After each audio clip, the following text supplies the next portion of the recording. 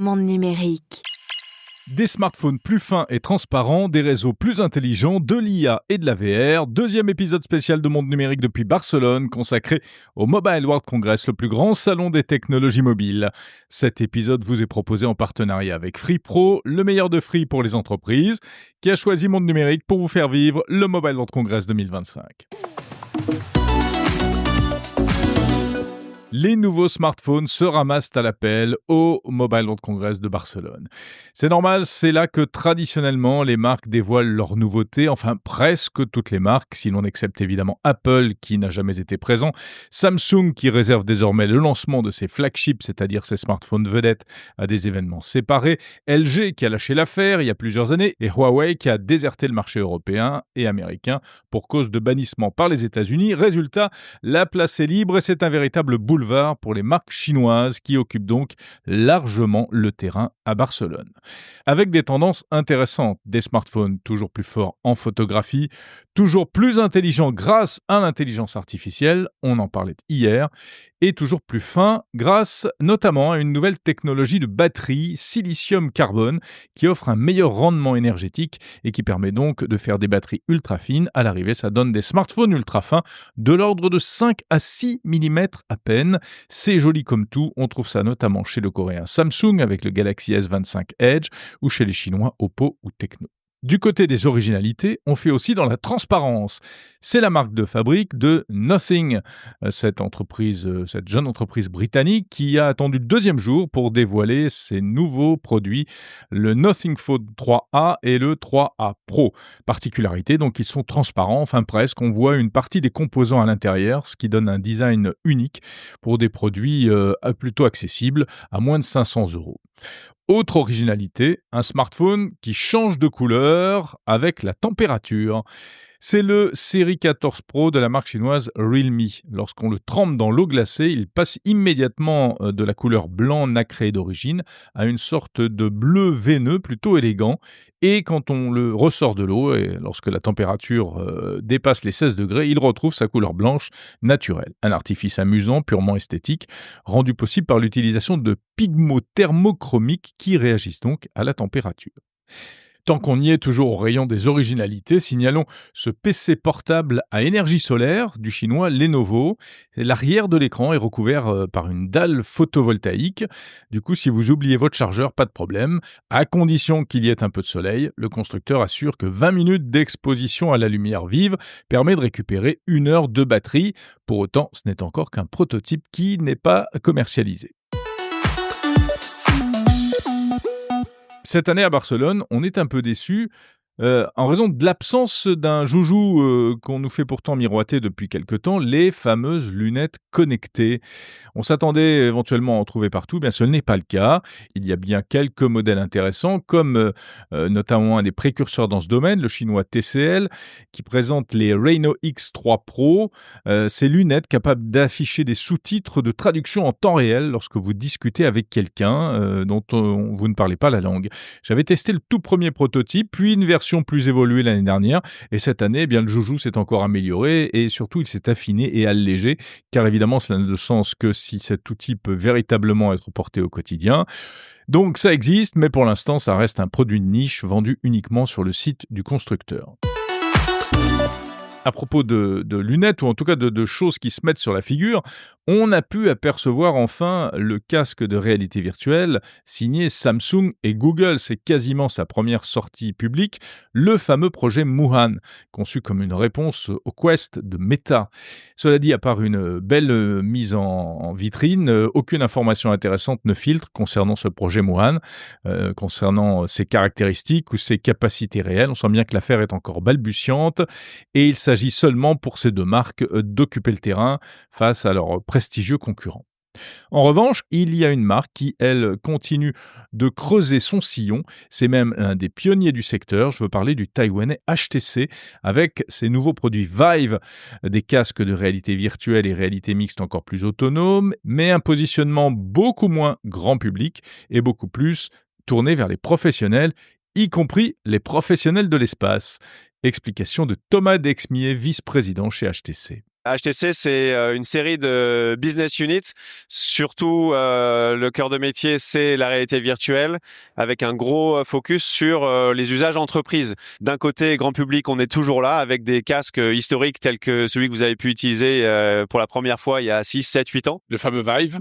Le Vive original, voilà, qui fait toujours, qui rappelle toujours d'excellents souvenirs. Aujourd'hui, comme vous pouvez le voir derrière moi, c'est beaucoup plus léger, beaucoup plus compact, et ça permet de faire des utilisations à plus grande échelle sur des zones de tracking qui peuvent aller jusqu'à 1000 mètres carrés, qui sont énormes, sur laquelle on peut avoir, alors par expérience, jusqu'à 120 utilisateurs en parallèle dans un environnement immersif pour aller se replonger quelques millénaires en arrière et aller visiter l'Égypte ancienne, par exemple. Voilà, quelles sont les applications, en fait? Alors, les applications qui sont les plus connues du grand public, ça va être tout ce qui touche à l'art, la culture et aux jeux vidéo, bien entendu.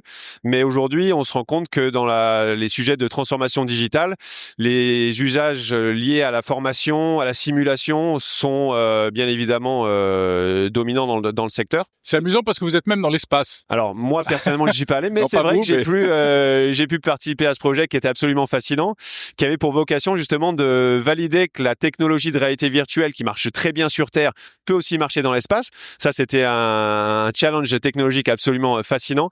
Mais le pourquoi, c'était comment aujourd'hui on peut utiliser l'immersif pour garantir, ou en tout cas améliorer la santé mentale des astronautes. C'est-à-dire que voilà, il y a un astronaute, je sais plus. Oui, c'est un astronaute danois qui s'appelle Andras Mogensen qui est parti sur la Station spatiale internationale l'année dernière avec un casque comme vous le voyez derrière moi. D'accord. Avec du contenu immersif qui lui permettait de rester en connexion avec son Danemark natal et donc de s'échapper un petit peu de la cabine stérile, bruyante dans laquelle il était bloqué pendant 5 ou 6 mois, je crois, de mémoire. Et justement, l'objectif des expériences sur la Station spatiale internationale, c'est de valider un certain nombre de choses. Et là, c'était santé mentale. Comment l'immersif peut contribuer à améliorer la santé mentale des astronautes. Et voilà, les résultats sont plus que convaincants. Derrière les beaux objets communicants, il y a bien sûr le nerf de la guerre, les réseaux de télécommunications. Et là, c'est l'aspect plus B2B, c'est-à-dire professionnel du Salon Mobile World Congress de Barcelone, avec un déballage de technologies, des réseaux boostés à l'intelligence artificielle. Les réseaux, d'une part, deviennent plus intelligents grâce à l'IA, mais ils sont aussi de plus en plus taillés pour l'intelligence artificielle, comme l'explique Jérôme Danel de Huawei. Aujourd'hui, vous avez des interactions avec des gens. On a parlé de l'Internet of Things. C'était un gros sujet il y a 1 an, 2 ans, avec des nouvelles technologies, l'IoT, etc. Maintenant, on parle de l'Internet des agents IA. Les agents IA, en gros, dans quelques années, c'est pour vous qui appuierez sur les applications de votre téléphone. Vous communiquerez à votre agent IA qui, lui, va lancer les applications dont vous avez besoin pour exécuter la tâche que vous lui avez demandé. Tout ça, en fait, ça implique énormément de transformations sur les réseaux 5G. Notamment, ça implique beaucoup plus de données dans le sens descendant, donc du réseau vers vous, mais aussi en sens montant. Donc, il faut plus de débit. Il faut plus de débit et aussi plus de débit en uplink. Ça s'appelle l'uplink, le lien montant. C'est un peu toujours la même chanson. C'est un peu toujours votre défi depuis toujours. Exactement. Alors, le lien montant dans les réseaux mobiles, c'est toujours compliqué parce que votre téléphone a une puissance limitée. Il y a une batterie limitée, il y a une puissance limitée. Donc forcément, c'est toujours un plus gros challenge de remonter une grande quantité de données que de la faire descendre. Mais l'IA change un peu ce paradigme. L'IA demande aussi un temps de réponse plus rapide. Vous n'avez pas un data center dans votre téléphone qui permet de tout faire, donc il y a besoin de s'appuyer sur l'IA dans le cloud, et donc ça nécessite une latence faible, mais surtout garantie. D'accord. Et on arrive encore à progresser dans ce domaine parce que c'est pareil, la latence toujours plus courte, c'est une quête de toujours dans les télécoms et en particulier avec la 5G. C'était une des grandes promesses de la 5G. Alors, la latence, il y a 3 manières de la voir. D'une part, il y a l'interface radio, donc la communication entre votre téléphone et votre réseau, où effectivement la 5G, donc l'interface radio, a amélioré la latence par rapport à ce que faisait la 4G. D'accord ? Et ça joue sur une très petite partie. La deuxième partie, plus importante, c'est où se trouve l'information. L'information que vous l'envoyez, où est-ce qu'elle est traitée ? Si elle est traitée dans un cœur de réseau qui est national, on va dire, en France, à Paris, forcément l'information une fois qu'elle est arrivée à la station de base qui est près de chez vous, elle doit remonter par de la fibre jusqu'au cœur de réseau à Paris et redescendre ensuite.